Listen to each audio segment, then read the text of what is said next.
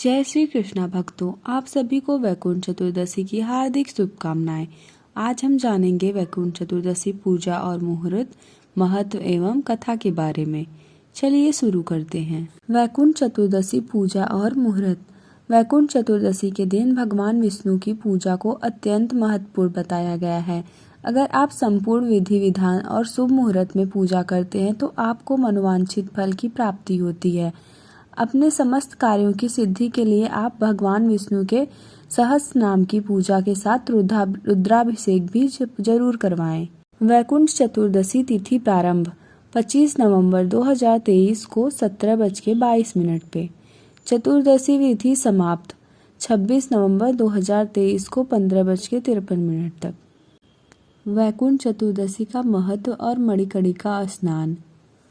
कार्तिक माह के शुक्ल पक्ष की चतुर्दशी को पड़ने वाला यह त्योहार शैव और वैष्णव दोनों के लिए समान रूप से पवित्र माना जाता है। इस दिन दोनों भगवानों की पूजा कर उनका आशीर्वाद लिया जाता है। वैकुंठ चतुर्दशी का पर्व ऋषिकेश, गया, वाराणसी सहित देश भर में बड़ी ही हर्षोल्लास के साथ मनाया जाता है। विद्वान ज्योतिषियों के अनुसार इस दिन व्रत और पूजा पाठ करने से भक्तों की समस्त मनोकामनाएं पूर्ण होती हैं और मृत्यु के पश्चात वैकुंठ लोक की प्राप्ति होती है। वैकुंठ चतुर्दशी पर निशिता मुहूर्त के दौरान भगवान विष्णु की पूजा की जाती है, जो मध्य रात्रि का समय होता है। इस दिन भगवान विष्णु के 1000 नाम विष्णु सहस्त्र नाम का पाठ करते हुए श्री हरि विष्णु को 1000 कमल चढ़ाते हैं। वैकुंठ चतुर्दशी के दिन भगवान विष्णु और भगवान शिव दोनों की पूजा की जाती है। हालांकि यह पूजा दिन के 2 अलग अलग समय पर की जाती है। भगवान विष्णु के भक्त निशिता मुहूर्त में पूजा करना पसंद करते हैं, जो मध्य रात्रि के, जबकि भगवान शिव के भक्त अरुणोदय मुहूर्त में पूजा करना पसंद करते हैं।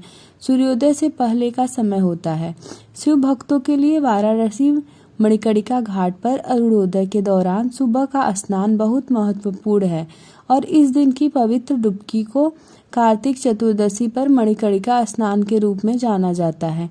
इस दिन भगवान विष्णु और शिव की पूजा को अत्यंत महत्वपूर्ण बताया गया है, इसलिए आपको मुहूर्त का विशेष ध्यान रखना होगा। आइए वैकुंठ चतुर्दशी के मुहूर्त और तिथि के बारे में जानते हैं। वैकुंठ चतुर्दशी को कैसे करें पूजन। वैकुंठ चतुर्दशी के पूजा करने के लिए आपको वैदिक विधि का ध्यान रखना आवश्यक है। वैकुंठ चतुर्दशी के इस पवित्र दिन पर आप ब्रह्म मुहूर्त उठकर स्नान करें।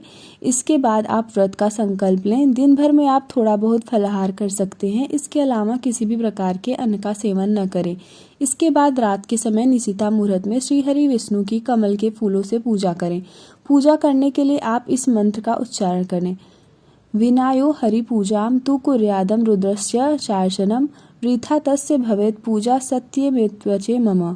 इस दिन अपने निकट के किसी विष्णु अथवा शिव मंदिर में जाकर वहां भगवान को फल, फूल, माला, धूप, दीपक आदि समर्पित करें। अपनी श्रद्धा के अनुसार उनके मंत्र का जप करें अथवा भगवान विष्णु के महामंत्र ओम नमो भगवते वासुदेवाय तथा भगवान शिव के महामंत्र ओम नमः शिवाय का जप अधिकाधिक जप करें। पूजा के बाद यथाशक्ति दान, पुण्य आदि दें और भगवान से मनोकामना पूर्ति का वरदान मांगें। रात को श्री हरि विष्णु की पूजा के पश्चात दूसरे दिन सुबह अरुणोदय मुहूर्त में भगवान शिव की पूजा करें।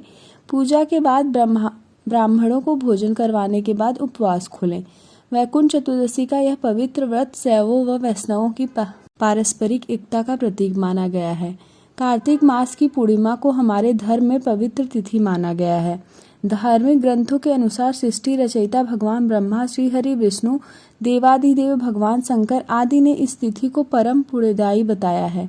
इस पवित्र दिन पर गंगा स्नान और शाम के समय दीपदान करने को विशेष महत्वपूर्ण बताया गया है। आइए जानते हैं वैकुंठ चतुर्दशी को पूजा के क्या लाभ होते हैं। पूजा करने के लाभ। पुराणों में वर्णित कथाओं के अनुसार इस दिन दान और जप करने से 10 यज्ञों के समान फल प्राप्त होता है। इस दिन यदि कृतिका नक्षत्र हो तो यह महाकार्तिकी होती है। वही अगर भरणी नक्षत्र हो तो वैकुंठ चतुर्दशी विशेष फलदायी होती है और रोहिणी नक्षत्र में आने पर इसका फल और भी अच्छा मिलता है। ऐसा माना जाता है कि एक बार में देव ऋषि नारद जी ने भगवान श्री हरि विष्णु से सरल भक्ति कर मुक्ति पाने का मार्ग पूछा था, जिसके जवाब में श्री हरि विष्णु जी कहते हैं कि जो भी वैकुंठ चतुर्दशी के दिन व्रत रखते हैं उनके लिए स्वर्ग के द्वार खुले रहते हैं। भगवान विष्णु बताते हैं कि इस पवित्र दिन के शुभ अवसर पर जो उनका पूजन करता है वह वैकुंठ को प्राप्त करता है। ऐसी ही मान्यता है कि वैकुंठ चतुर्दशी के दिन वैकुंठ लोक के द्वार खुले रहते हैं। इस व्रत की पूजा के बाद कथा सुनने को भी आवश्यक माना गया है। ऐसा माना जाता है कि इस दिन अगर आप वैकुंठ चतुर्दशी को कथा का श्रवण करते हैं तो आपके सारे पाप नष्ट हो जाते हैं। तो आइए इस व्रत की कथा के बारे में आपको बताते हैं। वैकुंठ चतुर्दशी की कथा। वैकुंठ चतुर्दशी को लेकर एक काफी कथा प्रचलित है। इस कथा के अनुसार एक बार श्री हरि विष्णु देवाधिदेव शंकर जी का पूजन करने के लिए काशी आए थे। यहाँ मणिकर्णिका घाट पर स्नान कर उन्होंने 1000 स्वर्ण कमल पुष्प से भगवान शंकर के पूजन का संकल्प लिया। भगवान विष्णु जब श्री विश्वनाथ जी के मंदिर में पूजन करने लगे तो शिव जी ने भगवान विष्णु की भक्ति की परीक्षा लेने के लिए उद्देश्य से एक कमल पुष्प कम कर दिया। भगवान विष्णु ने 1000 पुष्प कमल भेंट करने का संकल्प लिया था। जब उन्होंने देखा कि एक कमल कम हो गया है तो वे विचलित हो उठे। तभी उन्होंने सोचा कि मेरी आंखें भी तो कमल पुष्प के ही समान है, इसलिए मुझे कमल नयन और पुंडरीकाक्ष के नाम से भी जाना जाता है। इस विचार के बाद भगवान श्री हरि विष्णु अपनी कमल समान आंख चढ़ाने के लिए प्रस्तुत हुए। भगवान विष्णु की इस अगाध भक्ति से भगवान शिव प्रसन्न हो गए। वह तुरंत ही वहां पर प्रकट हुए और श्री हरि विष्णु से बोले, हे विष्णु, तुम्हारे समान इस पूरे संसार में दूसरा कोई मेरा भक्त नहीं है। इसलिए आज मैं तुम्हें वचन देता हूँ कि इस दिन जो तुम्हारी पूजा करेगा वह वैकुंठ लोक को प्राप्त करेगा। आज का दिन वैकुंठ चतुर्दशी के नाम से जाना जाएगा। इसके अलावा भगवान शिव ने प्रसन्न होकर श्री हरि विष्णु को करोड़ों सूर्य की कांति तेज के समान वाला सुदर्शन चक्र प्रदान किया। इसी कारण से ऐसा माना जाता है कि इस दिन मृत्यु लोक में रहने वाला भी कोई भी व्यक्ति इस व्रत का पालन करता है तो वह वैकुंठ धाम में सुनिश्चित कर लेता है। इसके बाद देवर्षि नारद पूरे पृथ्वी लोक का भ्रमण कर वैकुंठ धाम पहुंचे तो उनके चेहरे पर एक सवाल दिख रहा था, जिसे भापते हुए श्री हरि विष्णु ने पूछ लिया, ऋषिवर, आपके चेहरे पर मुझे एक प्रश्न नजर आ रहा है, कृपया बताएं आप क्या पूछना चाहते हैं। नारद जी ने तुरंत ही कहा कि भगवान आपके अनन्य भक्त हैं, जिनमें से कई दिन रात आपका नाम जपते हैं, जिन्हें आसानी से वैकुंठ प्राप्ति हो जाती है, लेकिन कुछ लोग ऐसे हैं जो दिन रात आपका नाम जपने में असमर्थ हैं। क्या उन्हें वैकुंठ की प्राप्ति करने का कोई मार्ग नहीं है? इसके जवाब में श्री हरि विष्णु ने कहा कि जो व्यक्ति वैकुंठ चतुर्दशी का उपवास करेगा उसे वैकुंठ धाम की प्राप्ति होगी। ऐसा माना जाता है कि तभी से वैकुंठ चतुर्दशी का इस व्रत को पालन किया जाने लगा। जय श्री कृष्णा।